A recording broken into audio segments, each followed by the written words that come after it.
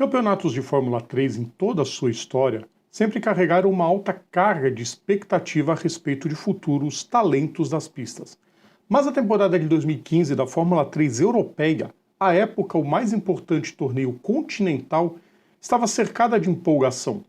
No ano anterior, Esteban Ocon, Tom Blomqvist e Max Verstappen haviam se destacado em um grid que já era muito bom. Não à toa, terminaram nas 3 primeiras colocações na tabela. E o nível melhorou muito para 2015, com nomes que atualmente brilham em várias categorias.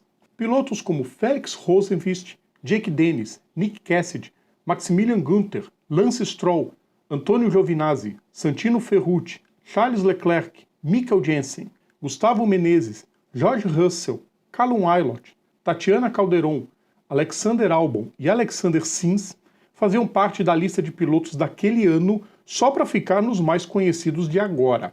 Claro que tínhamos nossos representantes e eram 2 grandes promessas, Sérgio Sete Câmara e Pietro Fittipaldi, além de Matheus Leist, que correu apenas uma etapa. Quinta-feira, 9 de novembro de 2023, e esta é mais uma lembrança de quinta.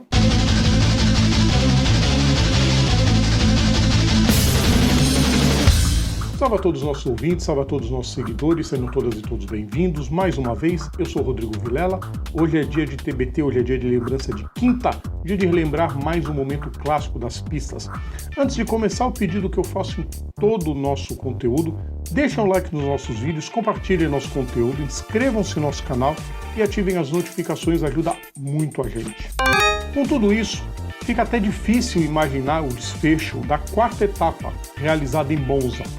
Nas 3 primeiras etapas daquele ano, as vitórias foram diluídas entre Rosenqvist, Leclerc, Russell, Dennis e Giovinazzi, até que a categoria desembarcou na pista italiana. Cada etapa consistia de 3 corridas, só que quase tudo deu errado em relação às expectativas. O sueco fez a pole para as 2 provas do sábado e na primeira corrida largou bem, só que aí Arthur Janós encheu a traseira de Marcus Pommer, que ficou parado no grid. Safety Car foi acionado, não sem antes várias escapadas, tanto na primeira quanto na segunda chinquenes. Mal a corrida recomeçou e outros 2 acidentes, um na parabólica entre Dorian Boccolati e Sam McLeod e outro na segunda chicane que tirou o Sete Câmara da prova. Uma volta adiante e eram Ilott e Günther que se tocavam, tirando o alemão da corrida.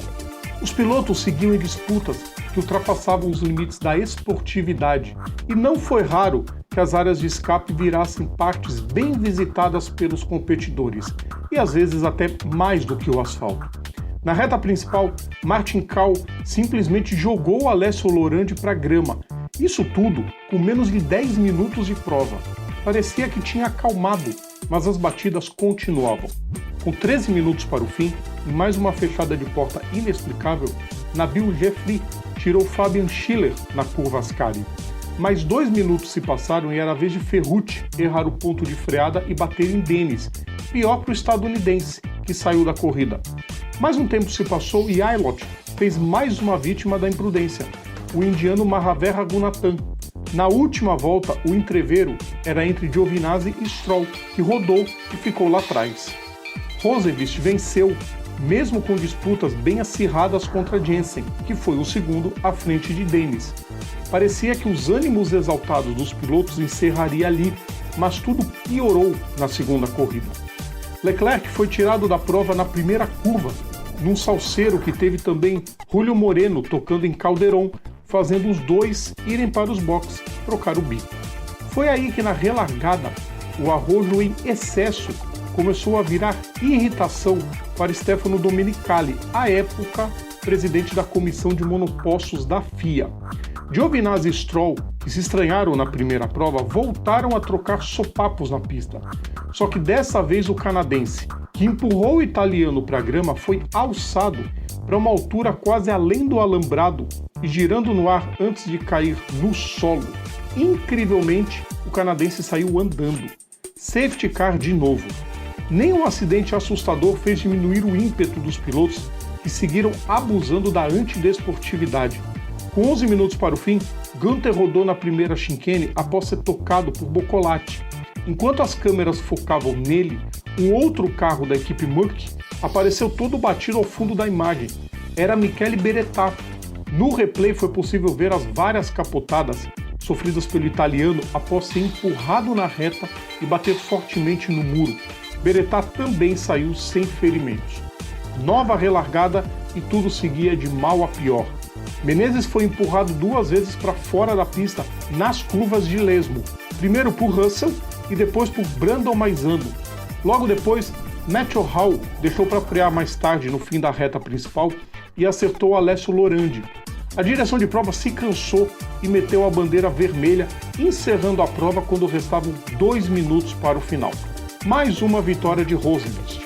Só que nada disso importava para Domenicali e também para o diretor de prova, Nils Witt, que convocou os pilotos para uma reunião de emergência após as 2 primeiras baterias. No acordo, digamos assim, porque os relatos deram conta de um tremendo esculacho, ficou combinado que se os pilotos não se comportassem como tais no domingo, o safety car seria acionado até a corrida alcançar 75% da distância, quando os pontos passariam a ser distribuídos na totalidade. Não adiantou de nada. Na largada da terceira corrida, Ryan Vetter errou o ponto de freada, atingiu Schiller, decolou e saiu da pista de ambulância. Ainda na primeira volta, Gunter escapou na Ascari e retornou à pista como se não houvesse amanhã, quase provocando um grave acidente. Safety car na pista, de novo. Na relargada, um outro problema visível durante todo o fim de semana se mostrou evidente e foi determinante para o desfecho da prova. Vários pilotos usavam a parte de fora da parabólica, que teve asfalto colocado no lugar da brita em uma parte dela no ano anterior, para ganhar velocidade e ter mais ação na reta. Como resultado, eles chegavam lado a lado com outros pilotos na primeira curva, causando diversos toques e empurrões. O problema é que na volta 5, Stroll e Jensen usaram a área de escape de maneira muito além do tolerável. Os dois, óbvio, ganharam muita velocidade em relação aos demais e o dinamarquês acabou com isso se abaloando em Russell, também ficando de fora da prova. Aí a paciência de Witt se acabou de vez. Com o aval de Domenicali, de novo o carro de segurança entrou na pista. Porém, ele não ficou até que a prova atingisse os 75%, porque estouraria o tempo limite. Na volta 8, a mensagem de corrida sob investigação apareceu, bizarra por si só. Logo em seguida, a bandeira vermelha foi posta, juntamente com a justificativa de que não recomeçaria pelo baixo nível da pilotagem. Uma vergonha para todo mundo, é óbvio. Rosenqvist, que gabaritou o fim de semana, levou apenas 50 dos 75 pontos possíveis, porque 2 das provas terminaram antes do limite necessário para validar 100% dos pontos. E ficou furioso, dizendo que, abre aspas, infelizmente fomos penalizados porque outros pilotos foram estúpidos, fecha aspas. Emerson Fittipaldi, à época, também criticou a afobação em excesso dos pilotos e ressaltou que carros mais seguros não davam direito aos pilotos de acharem que podia fazer o que bem entendessem na pista. O bicampeão da Fórmula 1 e das 500 milhas de Indianápolis alertou que pela grande maioria daquele grid ser egresso diretamente do kart, eles precisavam ter a noção de que as coisas mudam quando se pilota um monoposto. Já Gerhard Berger saiu em defesa dos pilotos e culpou a direção de prova, dizendo que ela deveria punir os pilotos que causaram os acidentes, mas não a todos eles, encerrando uma prova antes do tempo. O austríaco salientou que a Fórmula 3 sempre foi a melhor escola para os que desejam chegar à Fórmula 1 e considerou a decisão de Domenicali e Witt como radical demais. Uma semana depois, a FIA chamou todas as equipes da categoria para uma reunião a fim de discutir, junto com fiscais e oficiais da categoria, como não deixar o caso se repetir no futuro. Giovinazzi saiu da etapa italiana líder, com 182 pontos contra 166,5 de Leclerc e 160 de Rosenqvist, que se tivesse feito os 75 pontos na terceira corrida, viraria o primeiro colocado na tabela. Mas não foi de todo ruim para ele, que acabou sendo campeão daquela temporada depois de emendar 5 vitórias em sequência, em Portimão e em Nürburgring. Incrivelmente, o puxão de orelha acabou servindo para que pilotos passassem a trabalhar melhor e a controlar o ímpeto excessivo e, a despeito de acidentes pontuais com mais ou menos gravidade, nunca mais existiu um fim de semana como aquele caos todo que Monza testemunhou há 8 anos.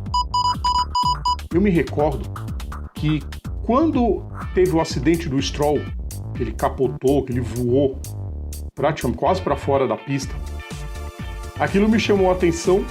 Eu fui ver a primeira corrida e vi a quantidade de acidentes. Aí eu pensei na época, eu vou ter que assistir a terceira corrida. Eu assisti ao vivo. Na época passava no YouTube, corrida ao vivo.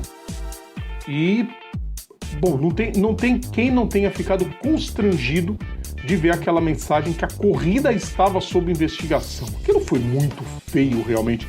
E levando em conta onde os pilotos daquela época estão hoje, você tem vários na Fórmula 1, vários ganhando corridas no WEC, um monte de piloto de destaque hoje ainda. Fica até impossível imaginar que uma corrida foi encerrada por nível de baixa pilotagem, o baixo nível da pilotagem.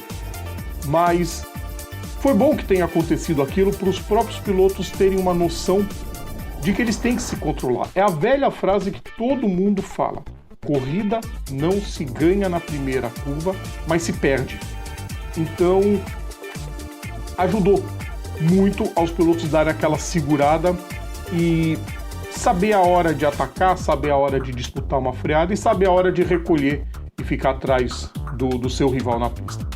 Gostaram, né, pessoal? Na semana que vem vai ser a vez do personagem de terça. Então, o TBT, a nossa lembrança de quinta, volta só daqui a 2 semanas. Mas na semana que vem tem personagem de terça aqui no nosso canal. Lembrando sempre, todo o nosso conteúdo está no YouTube, está nas plataformas digitais, ou então assinando o nosso feed, is.gd/programa Papo Veloz. Sigam também nossas redes sociais, você pode procurar a gente por PGM Papo Veloz. Um grande abraço a todos e amanhã tem aquecimento a partir das 9 da noite e a gente espera vocês. Um grande abraço a todos. Tchau.